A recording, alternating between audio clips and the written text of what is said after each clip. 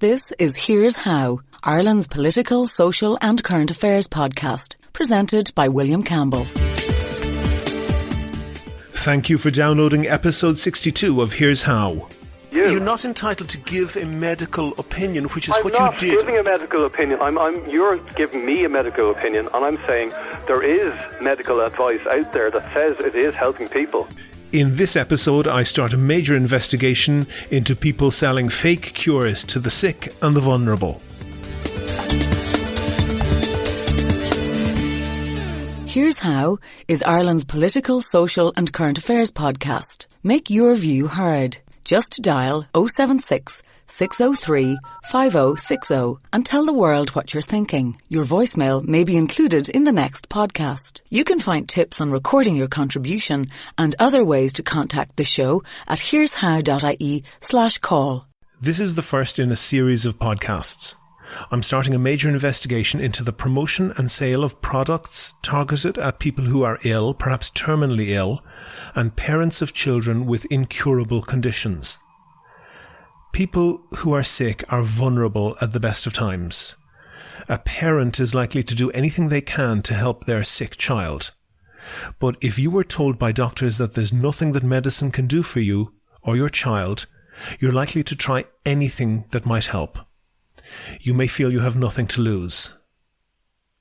Unfortunately, people in that position can be easy prey for quacks and charlatans.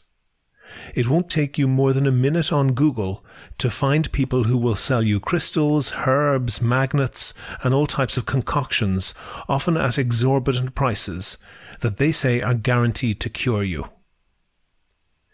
They may have no effect, but last December, in podcast 52, I reported about the conviction of Patrick Merlihan, the so-called bishop of the Genesis 2 Church, for selling unlicensed and dangerous medicines. The medicine in question was industrial bleach, which, despite being highly toxic, and despite that conviction in Ireland and other legal action around the world, the Genesis 2 Church continues to sell on their website and continues to claim that it is the cure for almost any ailment. But how do we know which drugs do and don't work anyway? That's down to what are called clinical trials. When a drug is invented, after years of research and testing, it needs to be licensed for use as a medicine. To get that license, it needs to go through clinical trials. Typically, thousands of people are given the drug and monitored very closely, not just to see if they get better, but also to see if they get any other health problems that the drug might actually cause. And, secondly, thousands of similar people are given a fake drug, a placebo with nothing in it, to see how many of them get better too. And the important point is that when the trial is conducted properly, neither the patient nor the doctor knows whether they got the real drug or the fake one. This is because some of the people who get the placebo actually do get better, perhaps because of the placebo effect, where people get better because they think they should, or just because they had an illness that would have gone away on its own anyway. The benefit of the drug being tested is not whether people taking it get better, it's whether more of them get better than the ones who are taking the placebo. And the risks of a drug is not whether people taking it get sick or die. Of course, in a group of tens of thousands of people, statistically, some of them are going to step under a bus, some of them are going to drop dead of a heart attack. The risk of the drug is measured by whether more of them have had bad outcomes than the people in the placebo group. That's why someone can tell you that their granny said a prayer and their warts went away. Well, maybe that's true, but that doesn't prove cause and effect. Send granny to pray at a clinical trial, and if granny does better than a placebo, then we'll be interested. And the point about crystals and herbs and magnets and all the other concoctions out there is that it's easy to get an anecdote about how they work. But if they actually did work, we would be able to measure that. I think Darragh O'Brien probably puts it better than me. I'm sorry, herbal medicine. Oh, herbal medicine has been around for thousands of years. Indeed it has, and then we tested it all, and the stuff that worked became medicine. And the rest of it is just a nice bowl of soup and some potpourri. So knock yourself out. But it is just... Now, I've no problem with people having a nice bowl of soup and some potpourri, and if it makes them feel better, then that's fine. But this series of podcasts isn't about someone who's a bit sniffly who distracts themselves with some echinacea.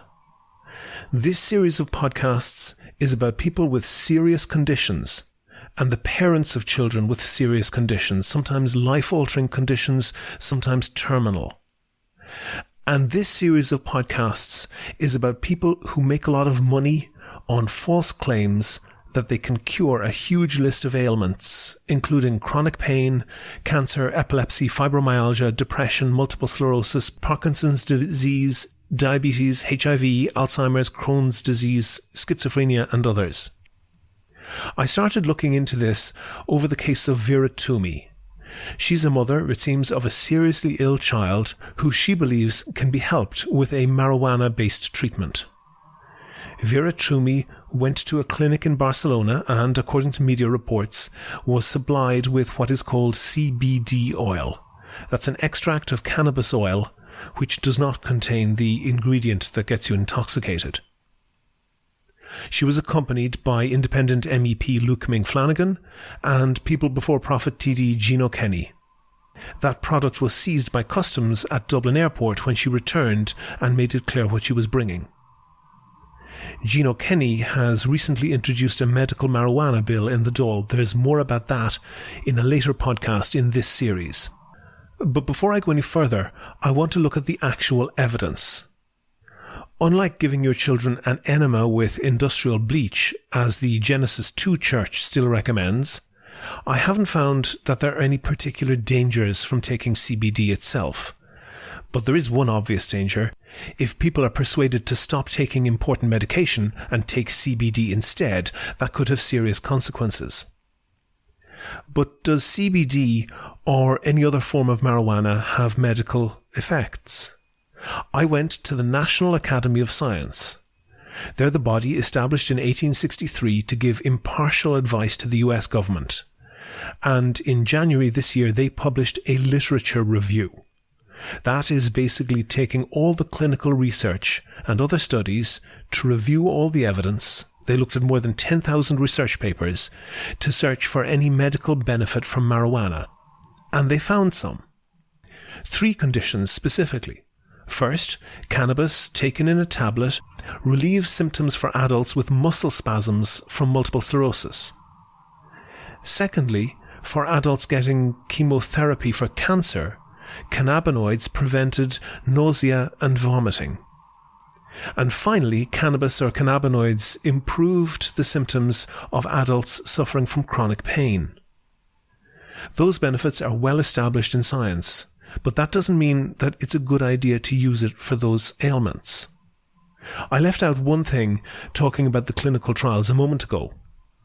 A drug on trial doesn't just have to be better than placebo, it has to be better than any drug that's already available for the same purpose.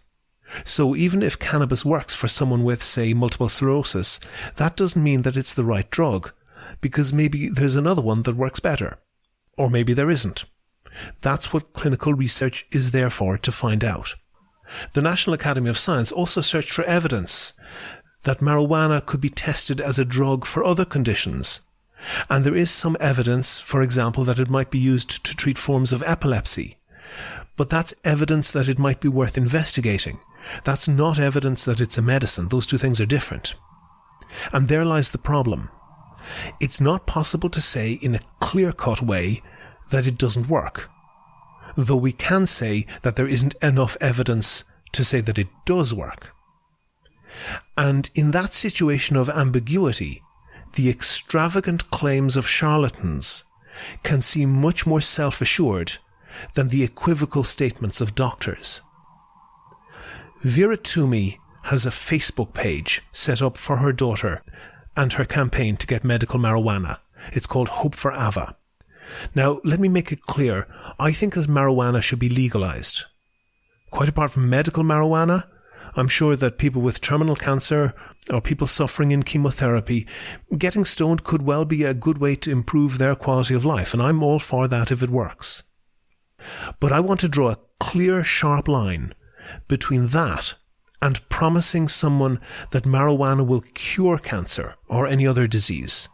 There isn't a shred of evidence for that. But on that Facebook page, Vera Toomey has posts of articles that say, for example, over 100 scientific studies prove that cannabis cures cancer, and cannabis cured my refractory celiac disease. I don't want to go after Vera Toomey, because even though she's utterly wrong, she's a mother trying to help her daughter. I don't think she has malicious intent. But what really outrages me is people trying to make a quick buck by targeting the parents of children with serious medical conditions, people who are already vulnerable, by lying to them and by giving them false hope. In the first in this series of podcasts, I received information about the Hemp Company. This is a company that has shops in Capel Street and Henrietta Lane in Dublin, as well as an online store. They sell things like clothing made from hemp cloth, some health food type products, some soaps based on hemp, and CBD oil. That's all legal. I also received information about them that they are telling customers that CBD oil could be used in the treatment of autism. That is absolutely not legal. Firstly, to practice medicine, for example, to give someone advice about what medicine is right for what condition, you have to be a doctor. Secondly, to sell anything that you claim is medicine, you have to have a license for that product. And, of course, to get a license, you have to have done all of that clinical trial stuff that I talked about earlier. I don't normally record people on this podcast without warning them in advance, but in this case, I thought it was justified to see what people who presented as the parent of an autistic child would be told. I rang, I left a message, and a few minutes later, I got a call back from somebody who was identified to me as the shop manager, Mark MacDonald, who was the son of the owner of the shop, James MacDonald. Mark and the Hemp Company. Mark, thanks for calling back to me so fast. Not a problem. How can I help you? She said that you have a product that might help with autism. Am I on to the right people? Well, we sell CBD and whole plant extract, and there's many different producers, and we have a good few different producers or suppliers of those products here. There is a group on Facebook in Ireland called the CBDs of Autism Ireland, and they are a group of parents that are gaining success and benefiting from using the whole plant in a food dietary supplement for children or adults. Oh, right. You success with autism, you mean? Exactly, yeah. That's the chemical compound that is in marijuana that gets people high or stoned, that people use for medically or for recreationally. Right. Okay.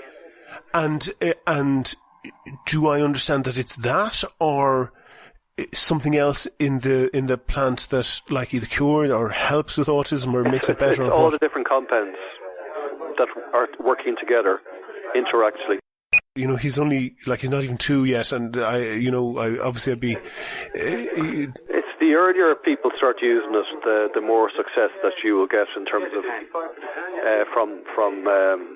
that's from my understanding. Right. Okay. And as you understand, is it like a relief of symptoms, or is it It's a combination. You'll have to look into it more yourself to fully understand.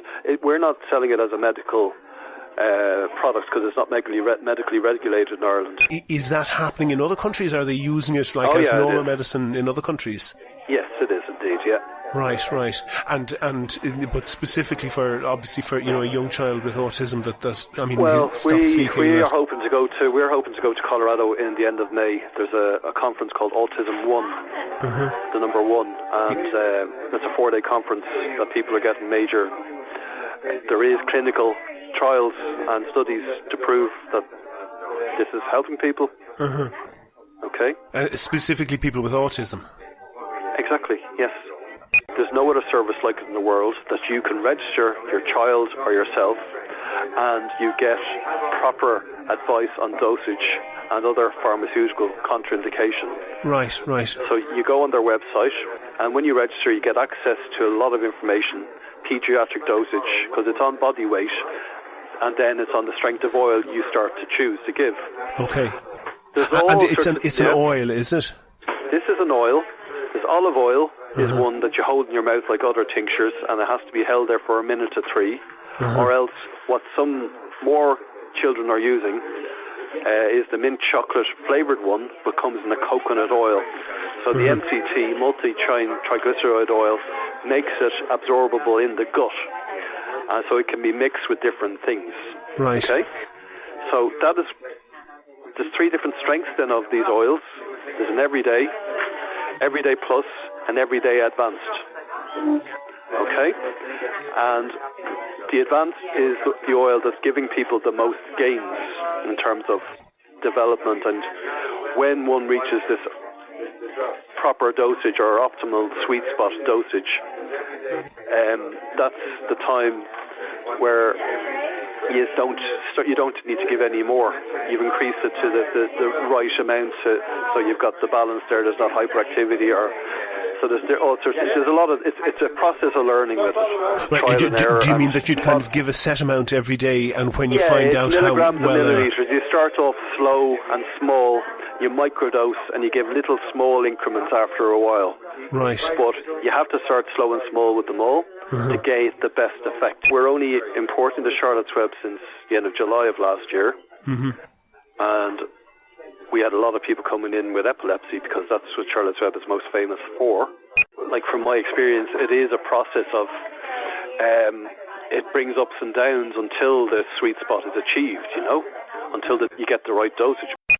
Now, you can hear on that clip that Mark MacDonald is clearly aware of the law on selling medicines. He says we're not selling it as a medicine. He says it's not licensed. Also, on their website, they have a disclaimer that starts out saying, "We at the hemp company do not make any claims of medical benefits resulting from the use of any of our products."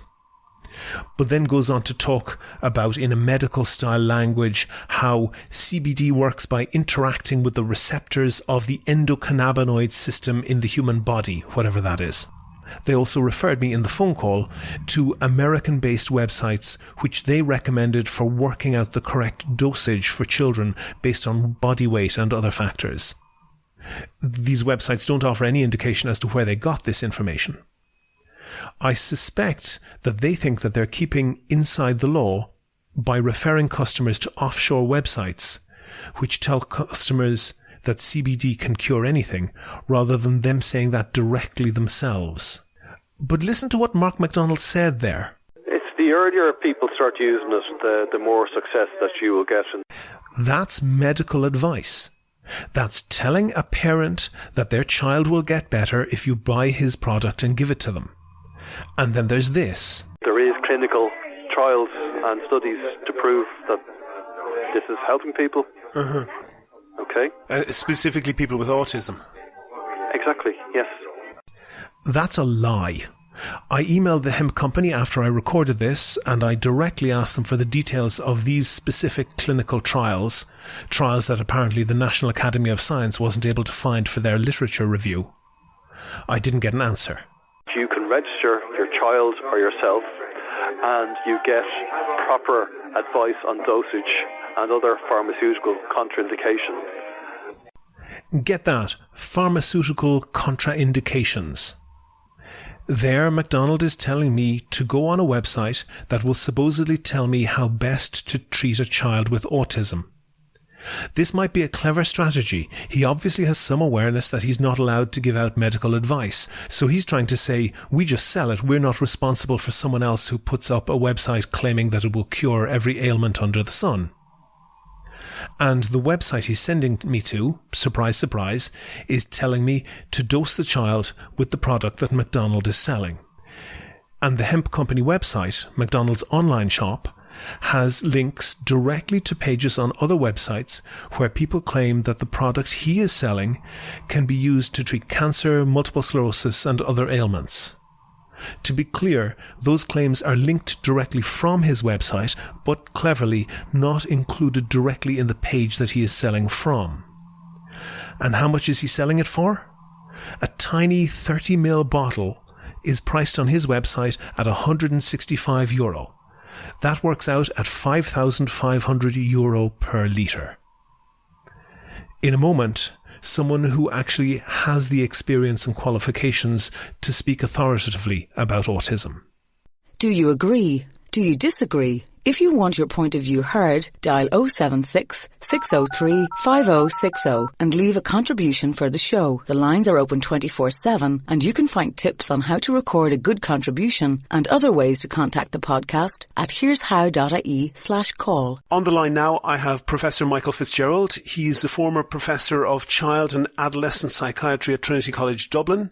He trained at St. Patrick's Hospital in Dublin, Chicago Medical School, the Maudsley Hospital and the National Hospital for Nervous Diseases in London. He's a clinical and research consultant at the Irish Society for Autism, and he has a doctorate in the area of autism, and he's also served on a government task force on autism.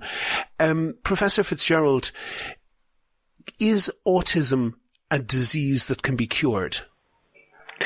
No, I think that cure isn't the right word for a condition like autism. It can be hugely improved, and particularly when it's picked up very early in life. I pick it up now around 1.5 to 2, and starting interventions at that stage, you can make huge gains.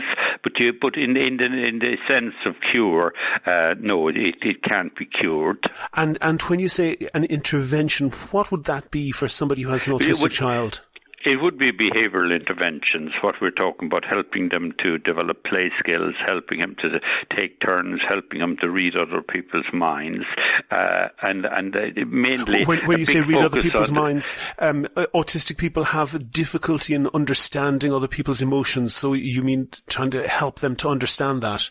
Yes, you're trying to help them to read other people's minds, and reading them from their face and their body language and the tone of their voice and that.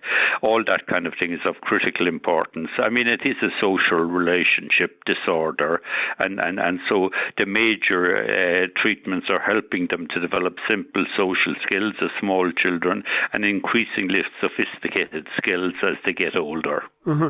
And I've come across people who are offering what they claim are medical products that either treat or cure autism. How should somebody who has an autistic child, how should they view that? Well, there is a standard question. The first one: has this product being studied? By that I mean, to do a study of a product, you have to get permission from the regulatory authorities in each country, and then you have to do double-blind trials of it. And that would be where you give somebody a pill. And you don't tell them whether it's a sugar pill or an actual drug, and half of them get one of each, and you see which group improves more. Yes, and it has to be published in peer-reviewed journals, mm-hmm. and another way is it has to be compared with other standard treatments that are here, and to see which one is most effective, or to see if the new treatment has any effect, or sometimes it will have no effect, and in comparison to the old treatment, other times it may have some effect, and it allows us to say which treatments are best. And how should somebody maybe who has been told that their child has autism and has been told that there's no quick cure for this, if somebody comes along and tells them that they do have a very simple, very effective treatment that's outside the medical system, how would they recognize whether that's valuable or not? They have to be extremely suspicious, because no doctor would offer a person a magic cure or a miracle cure. And unfortunately, over the past 50 years, there's been endless miracle cures offered for autism. They normally cost about $250,000. And none of them have been shown to be effective, and none of them have cured autism. People that I have come across also claim that the same treatment cures schizophrenia, epilepsy, and a wide range of other a wide range of other ailments. Is that plausible? No, it's not plausible to me, although I'm not a neurologist and I don't work with epilepsy. But in actual fact, the opposite is true. There's an increased risk of schizophrenia in vulnerable people who are on long-term cannabis. So it's not so much curing schizophrenia, but maybe precipitating it. Doctors, we will always apply any new treatment that comes along that is regulated and that has been scientifically studied and published in peer journals. Otherwise, you're just leading people astray. Professor Michael Fitzgerald, Professor of Child and Adolescent Psychiatry, thank you very much for talking to me. Okay then, thank you. If you like the Here's How podcast, please rate and review the show on iTunes and other podcast providers. Share it on Facebook and Twitter. Tell your friends. But most of all, make your views heard. Call us on 076 603 5060. Having heard from Professor Fitzgerald, I called back to the hemp company to talk to Mark MacDonald again. He wasn't available when I called, so I asked for a call back, and I wasn't quite expecting it when he did call, so you can hear I'm a bit out of breath at the start of the phone call. The reason I was calling was because I am doing a podcast on the medical marijuana issue, and I know that you sell some products there that I was interested in. Can I ask, first of all, do you have any medical training? No. And are you selling any medically licensed products? No. You're aware, I'm sure, it's a criminal offence to market anything as a medicine, without the proper approval and licence. Yes, I am. Because I spoke to you previously, and I presented as the parent of an autistic child. I remember, yeah. And you said that there are clinical trials to prove that a product that you sell, CBD, helps with autism. Yeah, I did.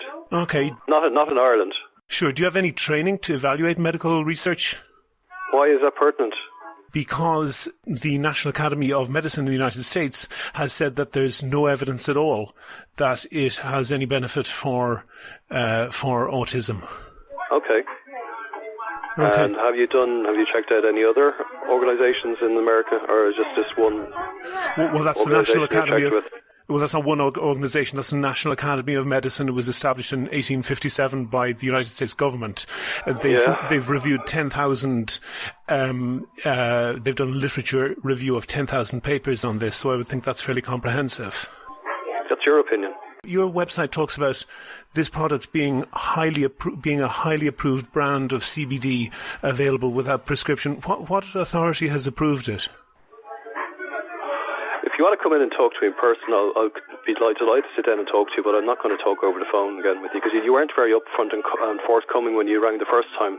This time you're giving me this information, and if you want to come and talk to me in person, I will talk to you, but not over the phone. Well, I'm not available for that, but what I want to do is just find out, exactly what you're doing, because from what you were talking to me, it seemed like you were giving medical advice.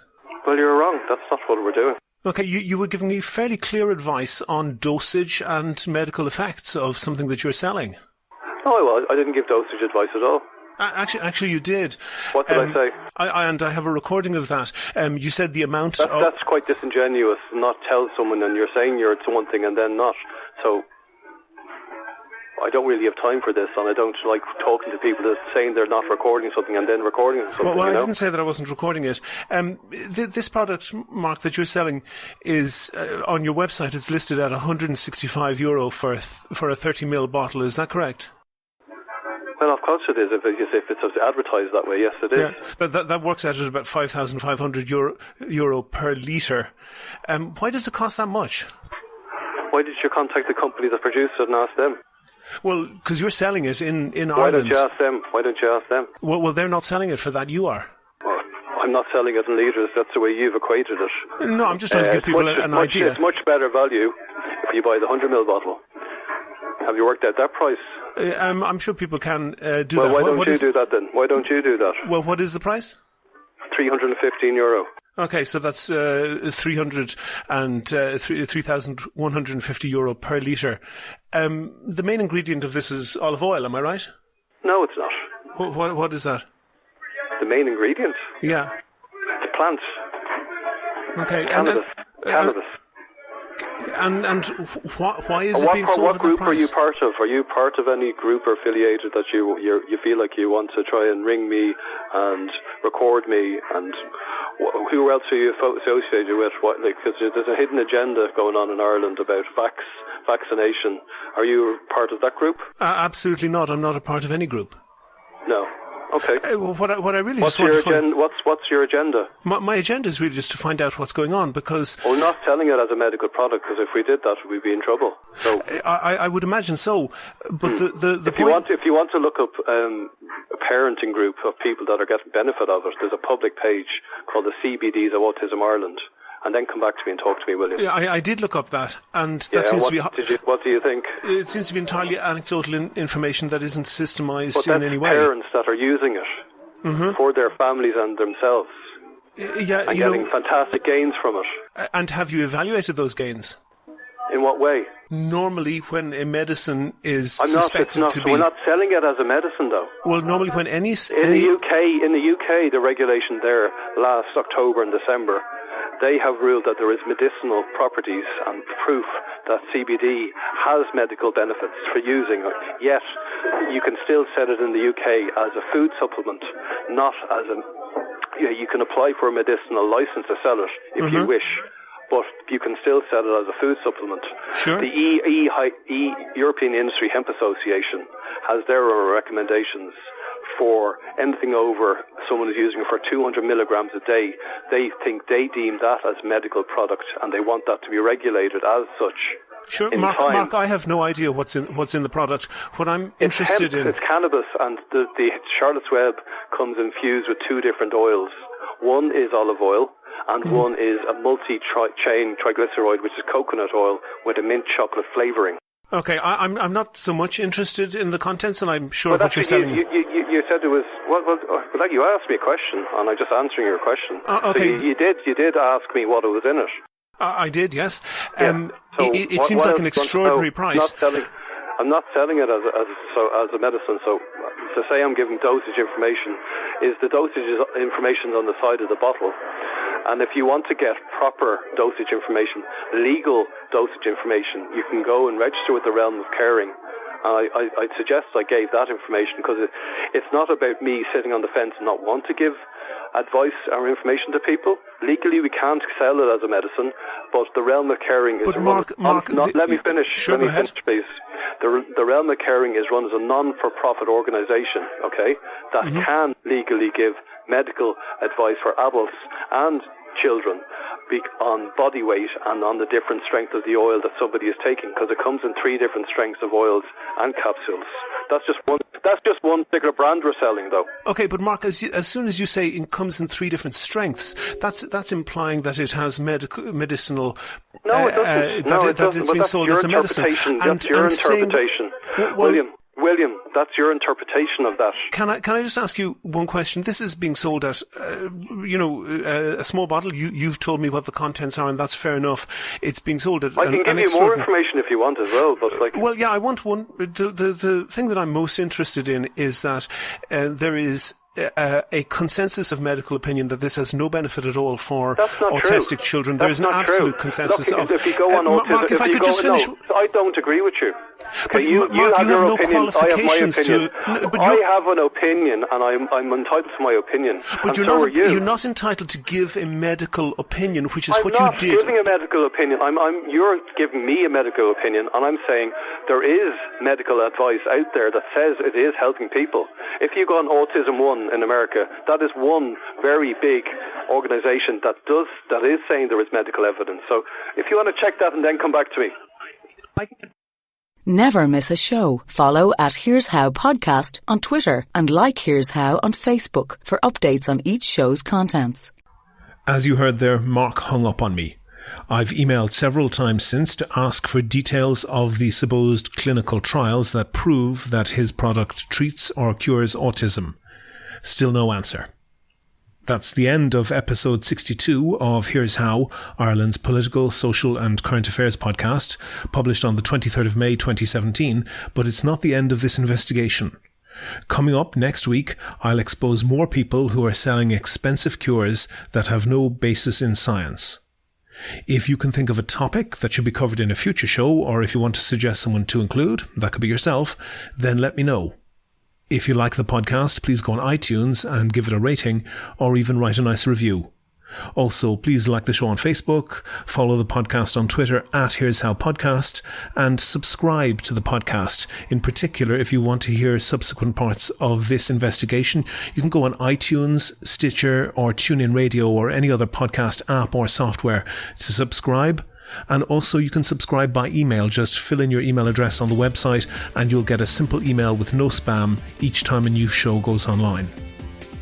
There's full information about all of that and contact details for the show all at www.hereshow.ie. The next episode will be uploaded next week. The Here's How podcast is produced and presented by me, William Campbell. Thank you for listening.